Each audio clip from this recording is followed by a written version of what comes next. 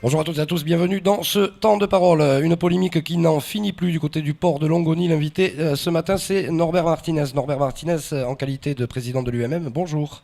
Bonjour. Une montagne de questions, Samuel. Oui, tout à fait. Le jeudi dernier, jeudi en fin de journée, vous avez envoyé un communiqué co-signé avec le MEDEF, et vous, en tant que qualité de président de l'Union maritime, un communiqué commun, donc, relatant les problématiques du port de Longoni et du concessionnaire Mayotte Channel Gateway, mais aussi demandant, sous le sceau d'une urgence absolue, de revoir le statut de la délégation de service public pour le transformer en grand port maritime. Oui. Ce communiqué, effectivement, est parti jeudi en fin d'après-midi et a été publié vendredi. Je dois dire quand même un petit mot sur ce communiqué. Bien sûr. En dehors du contenu, pour être tout à fait honnête avec vous et avec les auditeurs, ce communiqué, malheureusement, il y a eu un petit malentendu. Et ce communiqué est parti sans une validation définitive du côté MEDEF, mais également de mon côté. Il y avait 2-3 petites choses que j'aurais modifiées dans ce communiqué, et notamment quand on veut défendre les intérêts, et ce qui est notre mission première, de défendre les intérêts des acteurs économiques, on se doit en priorité de ne parler que des dysfonctionnements éventuels qu'on peut rencontrer. L'histoire du grand port maritime, je dois tout de suite le dire parce qu'il faut le balayer, trop souvent j'ai vu ça dans la presse, c'est pour moi un constat d'échec. Si on retourne vers le grand port maritime, c'est un constat d'échec, ça veut dire que on n'aura pas réussi à instaurer un dialogue sain et on n'aura pas avec le délégataire actuel.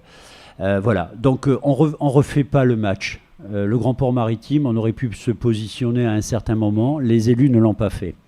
Voilà, ça c'était en introduction. Donc effectivement, vous avez pu voir dans ce communiqué qu'il y a plusieurs griefs, on va dire, et plusieurs soucis que nous rencontrons.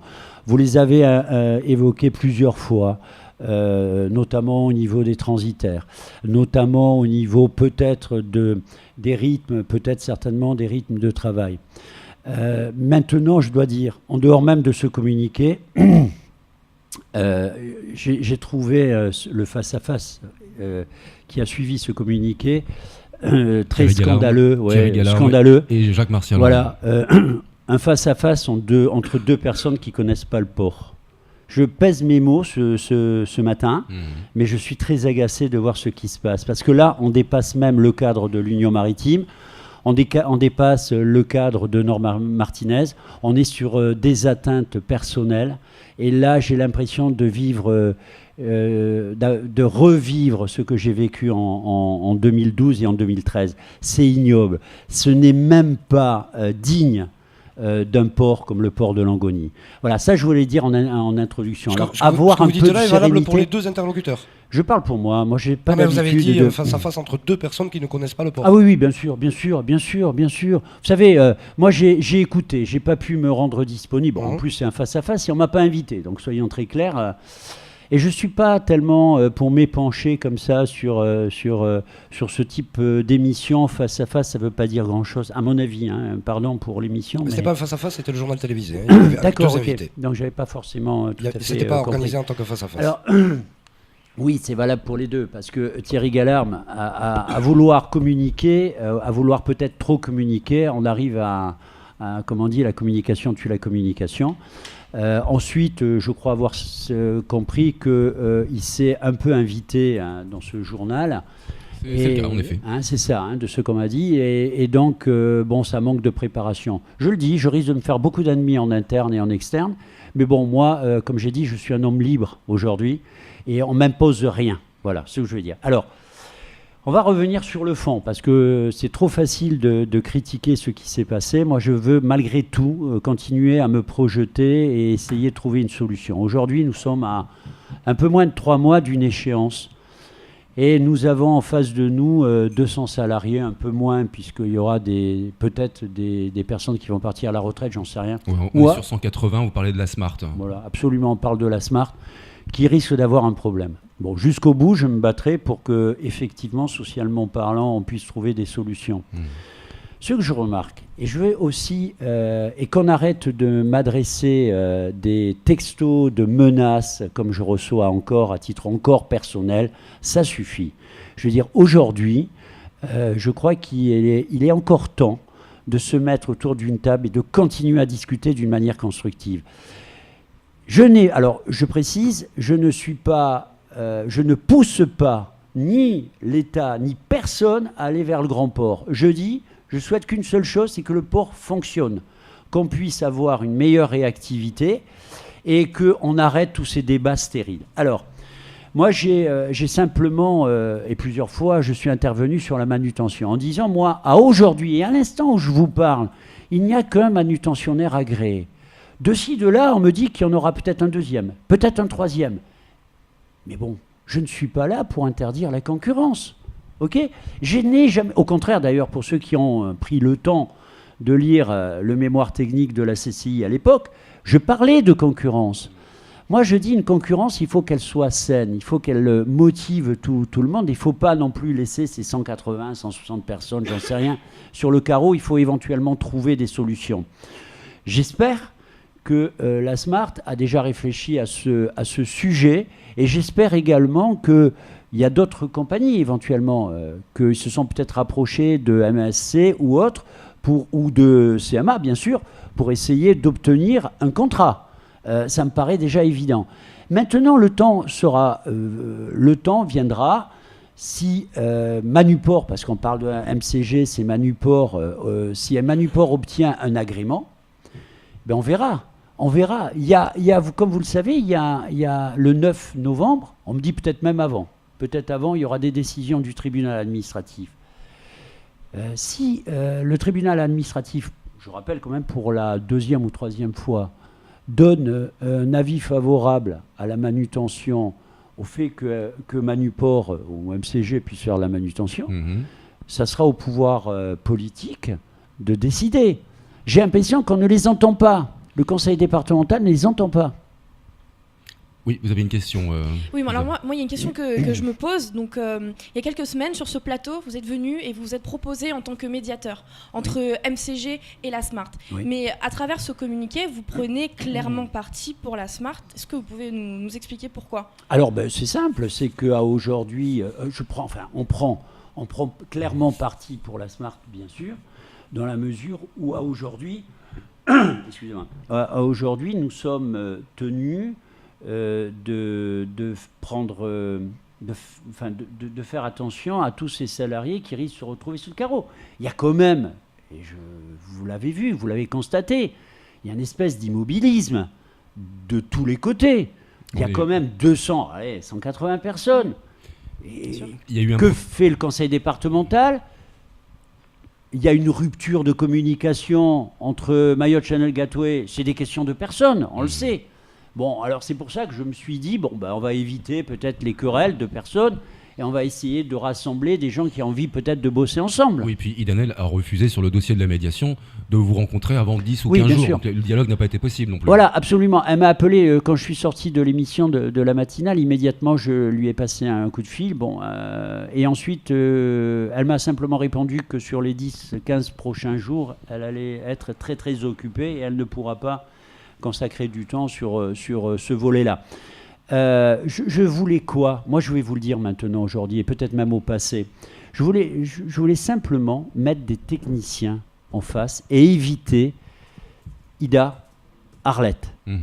Voilà, Jacques Virin, etc., etc. Je voulais mettre son directeur, Thomas Manet, Gilles Langlois, des techniciens, pourquoi pas, de l'Union Maritime, et ils discutent ensemble, voir s'il n'y a pas des solutions. Parce que, je répète, je ne suis pas là, le match est terminé, je ne suis pas là pour continuer à vouloir refaire un match qui est fini, sifflé.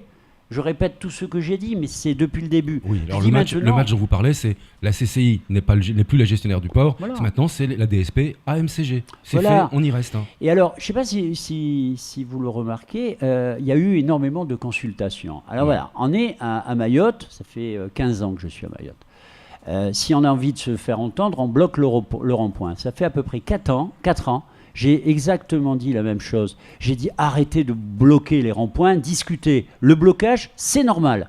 Mais ça vient que quand il n'y a plus de communication. On fait tout à l'inverse. Alors, moi, je reviens sur... vous dites que les politiques n'interviennent pas. Pourtant, il y a eu un protocole d'accord qui a été signé avec le président du conseil départemental et la SMART et les agents de la SMART.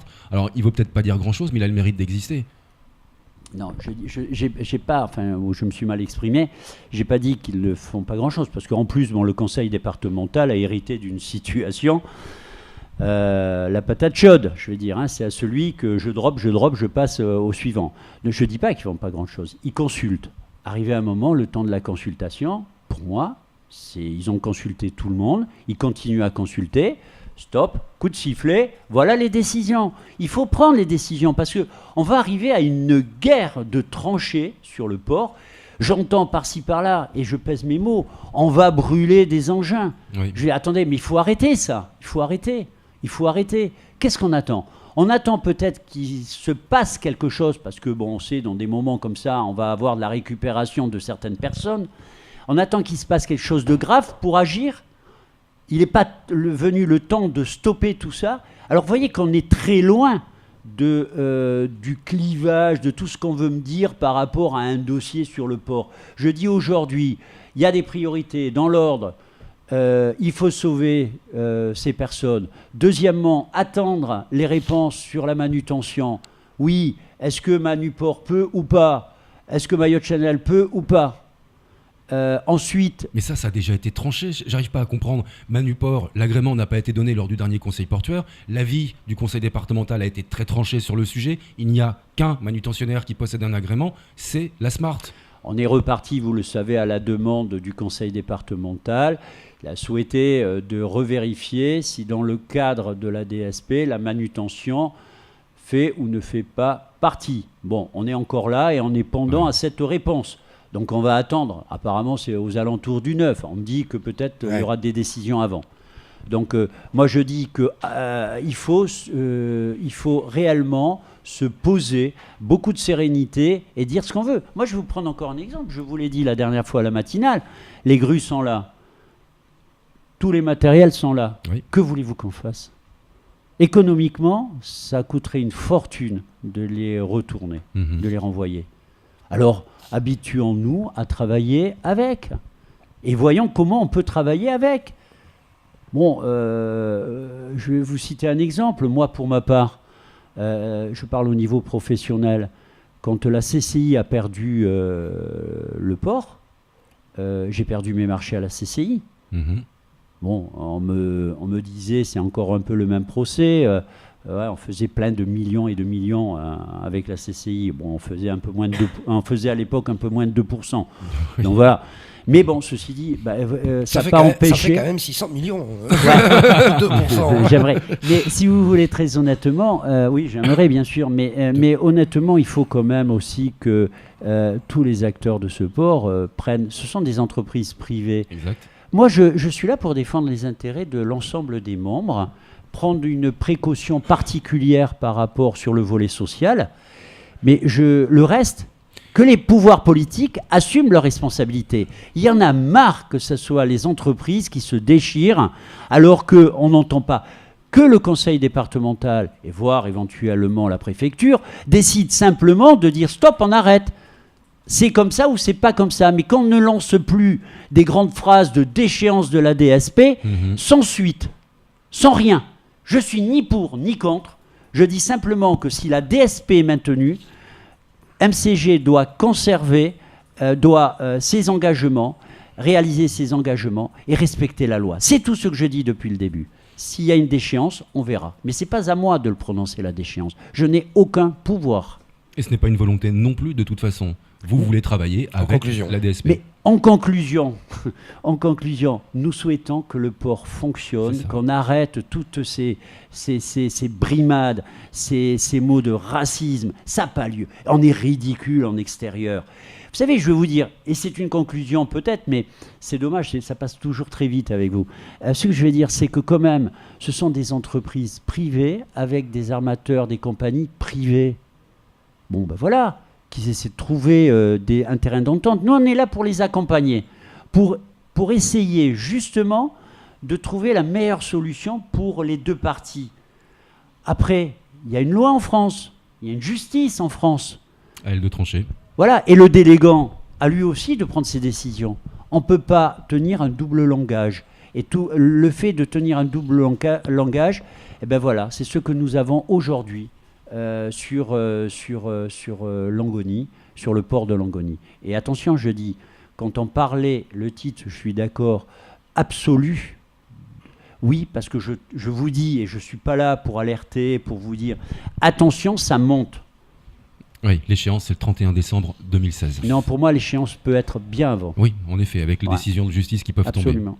Merci beaucoup Norbert Martinez d'être venu sur notre plateau vous exprimer en qualité de président de l'UEM. Oui, juste un mot, si vous le permettez. Ça y est, c'est fait. Pour ma part, ce sera donc la dernière fois que j'interviendrai sur ce sujet. J'estime que j'ai tendu la main à Mayotte Channel Gateway. J'ai tendu la main, bien sûr, à l'ASMAR depuis des mois et des mois. Maintenant, c'est à eux de venir vers moi. Je ne m'exprimerai plus sur le port et j'assumerai mes responsabilités. Nous avons un conseil d'administration le mardi 25 de l'Union maritime et je prendrai à tâche de l'ensemble des membres du bureau et des membres tout simplement pour savoir ce qui a lieu de faire. Et à partir de ce moment-là, je me prononcerai définitivement. Rendez-vous le 25 alors. Merci beaucoup Norbert Martinez d'avoir pris le temps et vous en manquez en ce moment de venir sur ce plateau. C'est tout pour ce temps de parole.